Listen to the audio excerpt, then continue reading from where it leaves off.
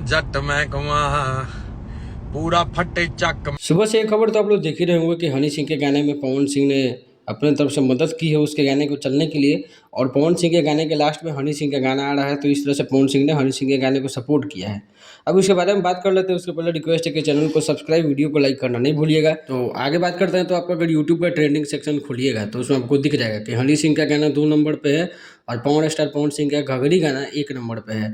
Views का थोड़ा मोड़ा अंतर है, दोगुना व्यूज जो है भाई, उसका 7 मिलियन है पवन सिंह का और इसका 16 मिलियन के आसपास है। अब इसका अंतर क्यों है आप देख सकते हैं।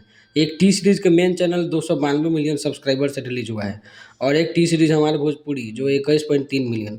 फिर भी सोचो इतना गुना का अंतर है चैनल के सब्सक्राइबर में और व्यूज़ में सिर्फ 2 गुने का अंतर है। और ट्रेंडिंग सेक्शन में 1 नंबर पे पवन सिंह आके बैठे हुए हैं और हिल नहीं रहे हैं 2-3 दिन से। और हनी सिंह को मेहनत करना पड़ रहा है ऊपर जाने के लिए। और जब गाना ख़त्म हो रहा है आपको पावर स्टार पवन सिंह का, तो लास्ट में सजेशन में ये गाना आ रहा है जो हनी सिंह का गाना है। तो ये आता क्यों है? ये आता है जब भी आप हनी सिंह के पुराने गाने सुने होंगे तब। या फिर इसका सबसे बड़ा कारण ये है कि ये चैनल के हाथ में ही है, क्योंकि टी सीरीज़ से ही हनी सिंह का गाना रिलीज हुआ है और 1 नंबर पे उसको जाना है।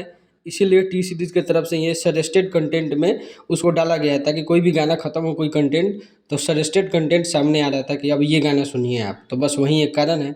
अगर वीडियो अच्छी लगे तो सब्सक्राइब और लाइक करना नहीं भूलिएगा। Thank you.